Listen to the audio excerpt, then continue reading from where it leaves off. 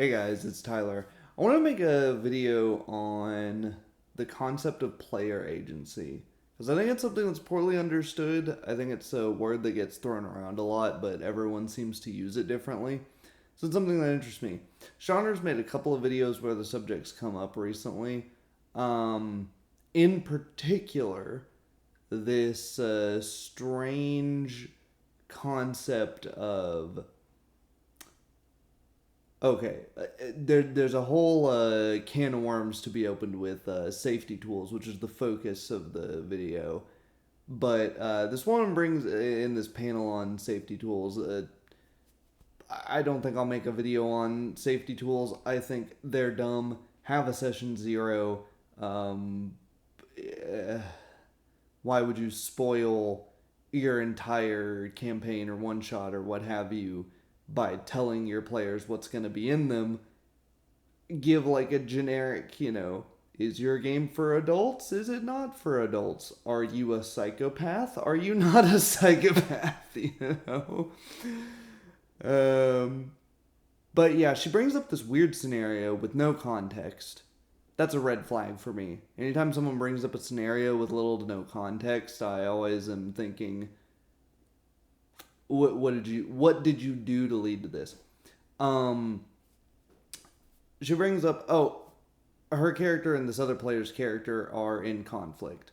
She is a like defected member of this army that the player characters are rebelling against, and the character that she's in conflict with is his family was killed by these. Um, I don't know if it's like whatever, this federation of some sort.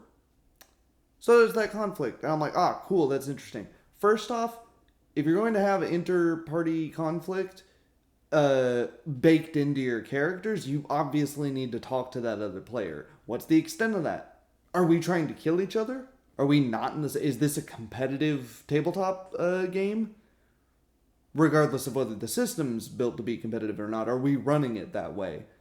Or is it just going to be we do want the same thing, but we don't really trust each other, and we'll see how that plays out in the game?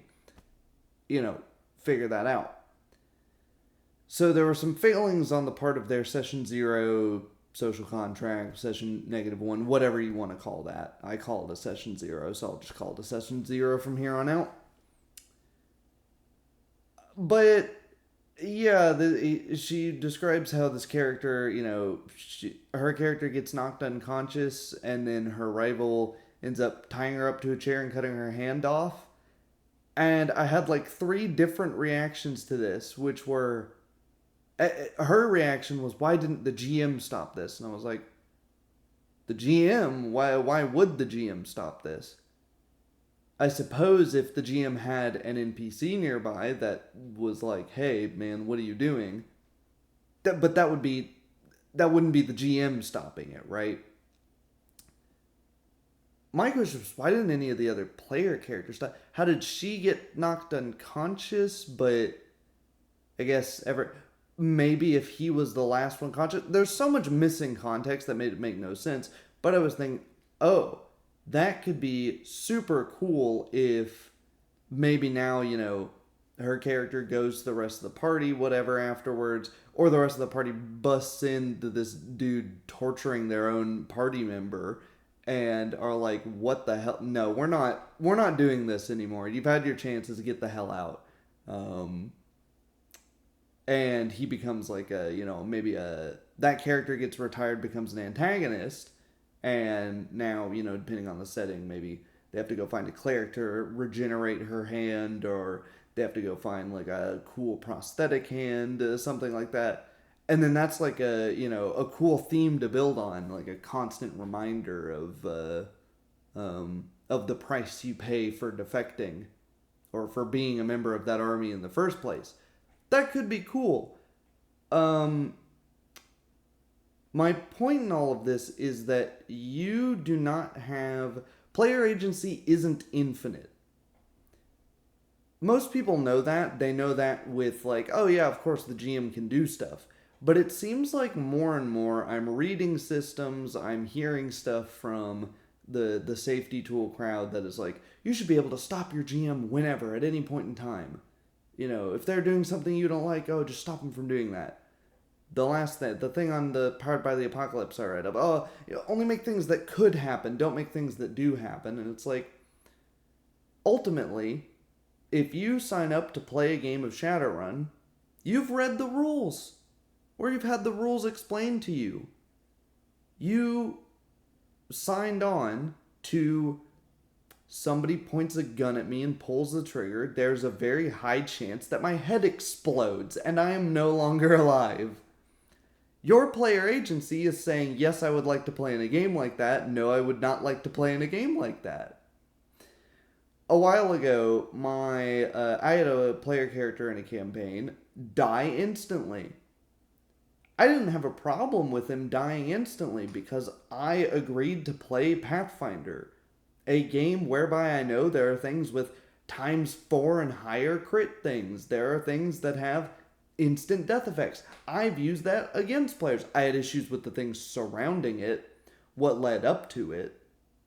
Right? I felt like I didn't have player agency because out of 4 good rolls in skills that my character's trained at and has put a lot of effort into getting good at, none of that changed the outcome.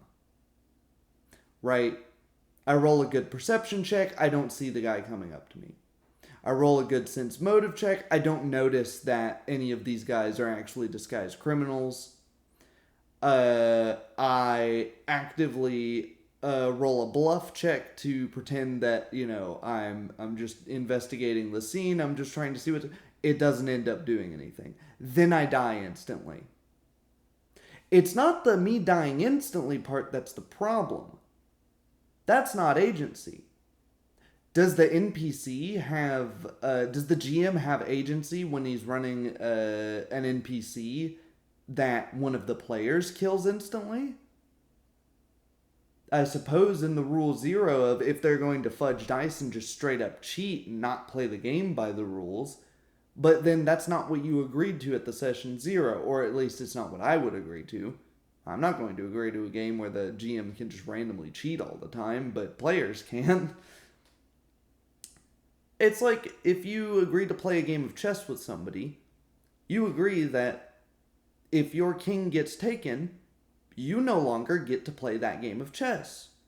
Just like if your character gets knocked unconscious, unless the rules of the game have like some sort of astral projection you control, or, you know, Pathfinder, let's say you have the Die Hard feat and, oh, you get to keep acting at below 0 HP until you are dead.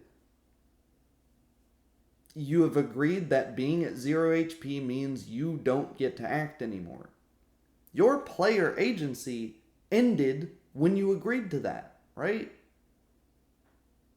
Now you can exercise player agency in the way of, if your character does end up dying, don't play in that campaign again, make a new character. Maybe you make a character informed by what happened. Maybe you go, don't want that happening again, I'm going to do this. Maybe it's you're playing an NPC that saw what happened and are like, that's shaped their whole worldview, and they're like, oh my god, I've seen that happen and it shocked me to my core, and I am definitely going to make professional and life choices that lead me down a different path than they led. However you explain it, right? In chess, oh, that sucked, I lost really quickly, I'm going to try to do a different opening now. But that game of chess was lost. That character died. That character went unconscious. Maybe, yeah, you know, Shauna mentioned, you know, people are doing stuff to unconscious characters. You just sort of clock wipe and like fade to fade them into the background, and it's like, that's fine. I tend to play high fantasy games where the unconscious character, it's known that there's a lot of magic going around, and so there becomes some tension of somebody's dropped unconscious.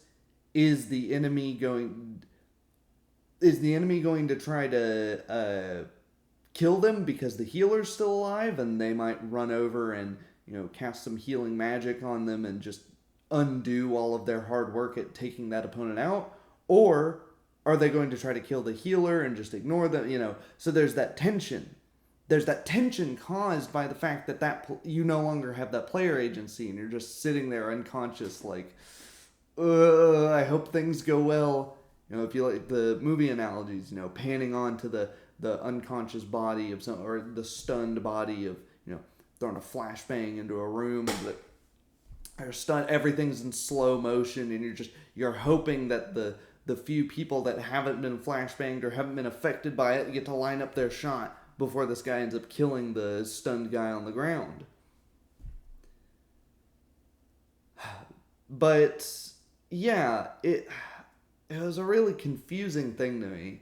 I didn't understand this. Oh, the GM should stop the players from doing this. Well, no, as long as you've explained that, yeah, there's going to be player versus player conflict in this, that's absolutely possible. And you agreed to play a game where you don't have player agency when you're unconscious or stunned or X, Y, and Z, you know? There are, the only real player agency that you ever have is, do you want to play in this system? Do you want to play with these people? That's pretty much it, right? All of the rest of it isn't actually player agency, it's player expression. How are you expressing what your character is going to do through the game mechanics, through roleplay, through what have you? In fighting games, for example, maybe you have you have a big list of like 100 different moves you can use, but in any given match, you're only going to throw out 30 of them. Well, okay, what of those 30 moves you throw out, that's player expression. When you throw them out, that's player expression. Your character customization, how you change your character, let that be the role play, right? The flavor that's matching the mechanical crunch. Not a perfect analogy, obviously, because a video game is set in stone, and a role-playing game, you can make rulings on the fly. You can say, no, that left hook should have knocked somebody out. No, you freaking broke the dude's leg. That's not going to take out a tiny chunk of health, and then he just stands back up. He can't stand anymore. But you get what I mean. The player agency is, do you want to play the fighting game or not? What character are you selecting to play in that fighting game? Do you want to rematch that guy anymore? Player agency happens before the game even starts, and in between games. What you're doing once you've already committed to the game, that's player expression. That's how, right, because the character doesn't have agency. The character is thoughts, some lines on a sheet of paper, some numbers. Your fighting game character, they can't do anything by themselves. Even if you have an AI run it, they don't have agency. They're being forced by the code to do what the code says. So, yeah, there's no character agency.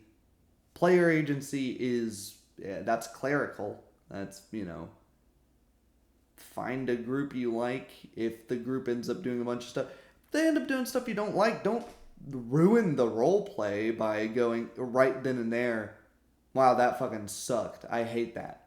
You know what I did when I hated what I really didn't like the way that session was run, because I didn't feel like any of my decisions mattered up to instantly dying? I died. I just left. I don't know what's happening now. Then I wrote him some stuff after the session. And then we came up with a role-playing reason as to why, there was stuff poorly communicated. There was a failure on, the balance department. I don't think balance has to be balance should be well communicated, but not every fight should be perfectly balanced, and the balance was not well communicated, so that was a problem. And we fixed all of those problems. What I didn't stop and go, you can't kill me. No, don't do it. I just let the scene go. I let it continue, and it's so much more impactful for that. It's so much more impactful when you go, wow, this guy friggin' killed me.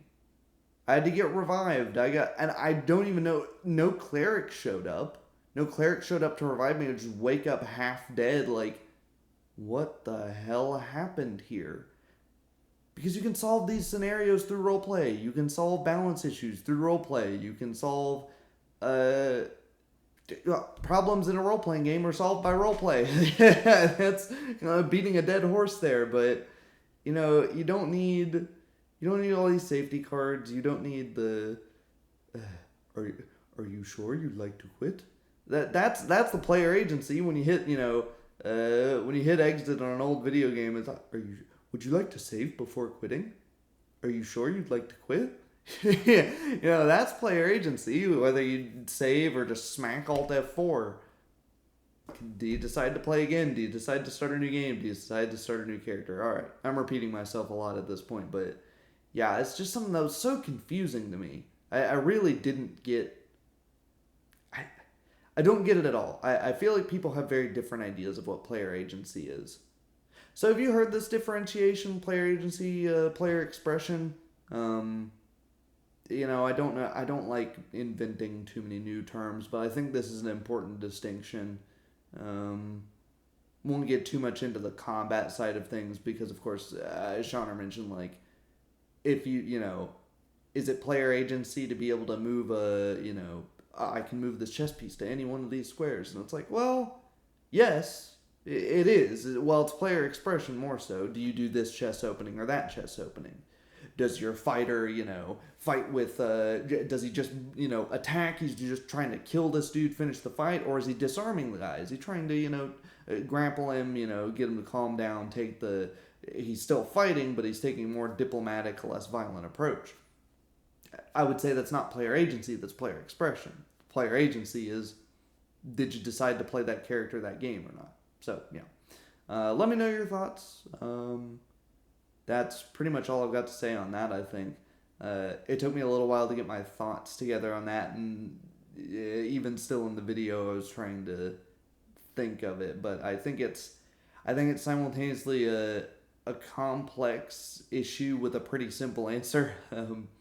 That I've taken, 17 minutes to tell you like 3 or 4 times. So yeah, look forward to some less rambly videos hopefully in the future, and some more rambly videos in the future. Take care. See ya.